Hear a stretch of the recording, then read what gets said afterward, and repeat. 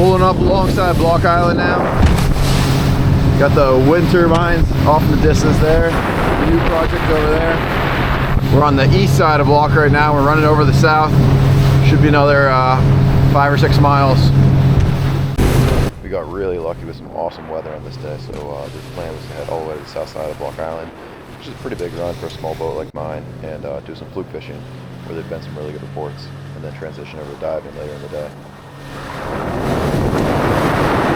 Alright, so Owen and I just got out here. Been fishing for a little while now, and finally got our first fluke.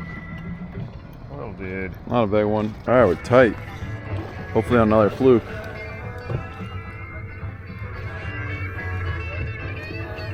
Want the net?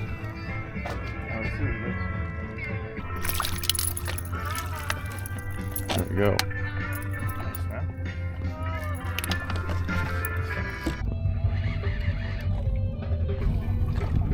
I'm so excited.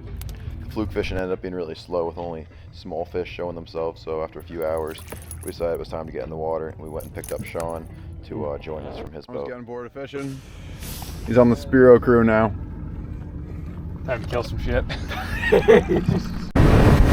Block Island has 5 of these huge wind turbines. Each of them stand almost 600 feet tall. They were installed back in 2016, and they are about 3 miles off the coast. This is a boat that was out there doing some maintenance on them, sending some guys up. John's calves are too big, he's popping out of the suit.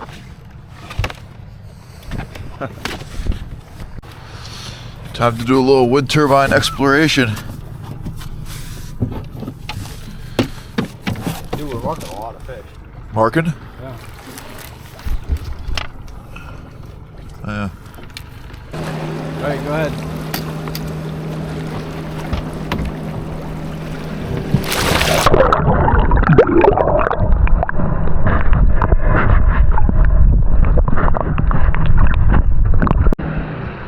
Dude, I can't see shit.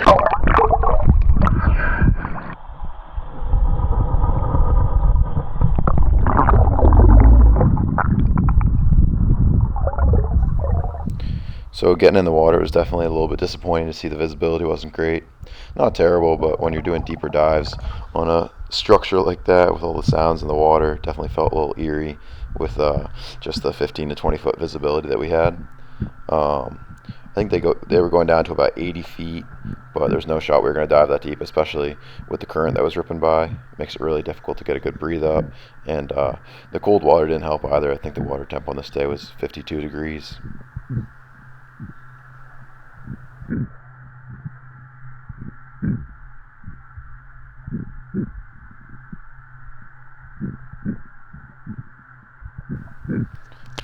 Did see some tog though that were holding about 20 feet down, 20, 30 feet down on the structure, which was pretty easy to dive down to, and I think they're all just coming up to feed on these mussels. There's all these bay mussels that have collected on the sides of these turbines, and Tautog will have to eat those, so they're probably just munching away at that mid-water depth, and made it pretty fun just diving around in there and trying to find them.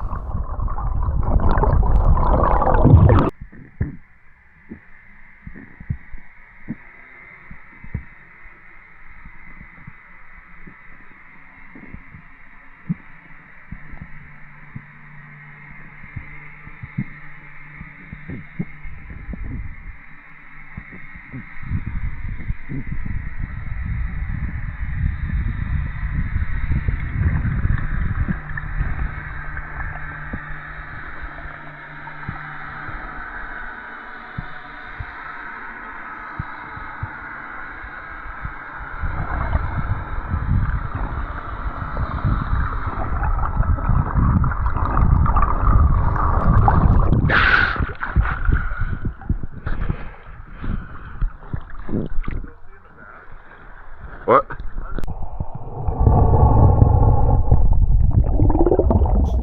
So on this dive I go down and I see some tautog, and I was being really cautious about my shot. Sean had shot tautog already, and it seemed like after getting shot at the school, fish got really wary and they were pushing down a lot deeper to some depths that were harder to reach. So I was really trying to take my time and line up a good shot, and kind of played against me. Didn't get a great shot off, and then unfortunately Had a little issue with my flopper. My flopper didn't end up coming out properly, so I went to go pull this fish back to the surface. As you'll see in a minute here, just pulls right off, which was a total bummer. Really frustrating. Hate when that happens with fish. Makes me feel bad, and also just unfortunate not to have that meat secured.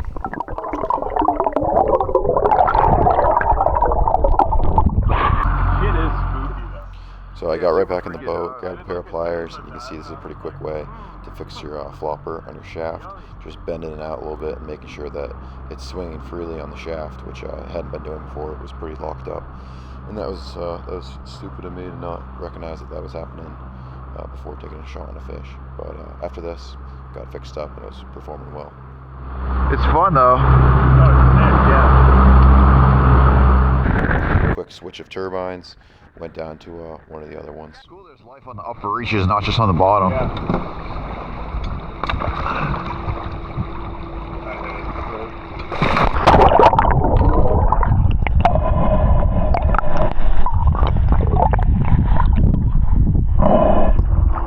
Now you got to be thinking about white sharks. I know. Owen thought it was good timing to tell me that his dad had just sent him a video of a white shark that was spotted only a few miles from where we were. So definitely had that playing in the back of my mind. We were also right next to where there was a buoy that they used for pinging the white sharks. So definitely sharky waters, although I haven't ever encountered one myself. Really blew it on my filming on this day, unfortunately. Had the camera pointed down pretty far and makes it kind of impossible to see these fish, but on my way down I kind of saw a couple stripers that were cruising in the distance. It is legal to shoot them here. They're inside the EZ, so I turned and I was kind of waiting for them to come around this piling. Sure enough, they came around real slow. I was lining up my shot. Can't see it at all because of the way I was facing the camera, but got a nice solid shot on them and they took off.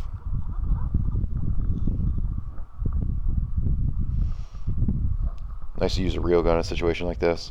Luckily the fish didn't get stuck or anything like that, but if it did, you can bring the gun back up to the surface with me and kind of fight it off the line.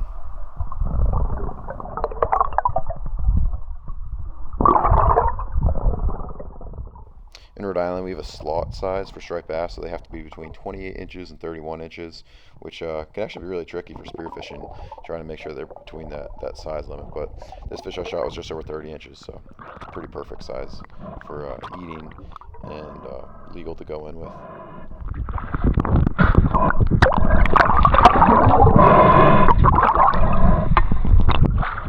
Ooh, he went for a run on me. Yeah. Thanks. That's over 20. Alright, here he is. Nice slot striper. Had to tweak this spear gun a little bit, fix the shaft up. All good now. Got it off the wind turbine. Pretty cool dive. Gonna see if we can get a couple more to hog, and then we'll head in. At this point, Owen had shot a striper too. Sean had gotten a black sea bass and tautog, so I was really just looking to get one more tautog off these wind turbines before we were going to go and head in.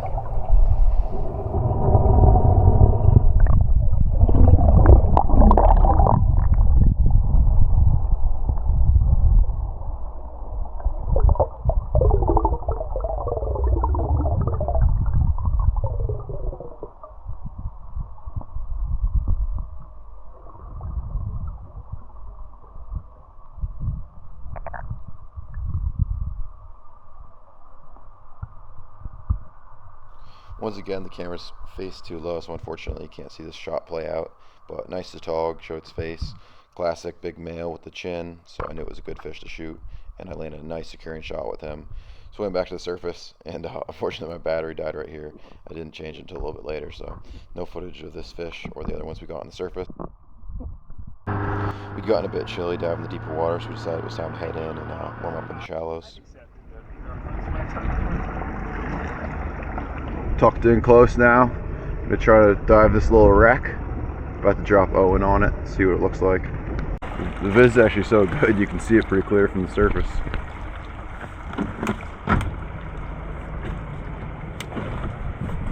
Super shallow, but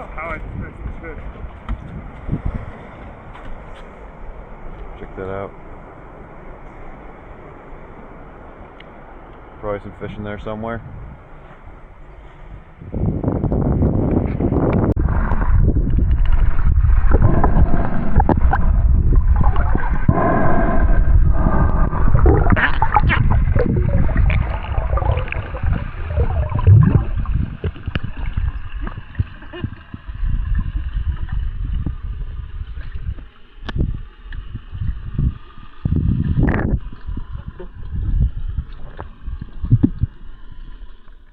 is Owen's POV. He hopped in the water just to check out that boulder that I was showing you from the surface with the wreck next to it. And there really were hardly any fish on it. So we decided to wrap it up after this and head in. Nothing home. Feels like a crime to go to Block Island without getting a few mudslides, so we had to stop at Ballard's quickly to grab a few drinks before making the big run back to Narragansett. Going Block Island. Going anchored over here.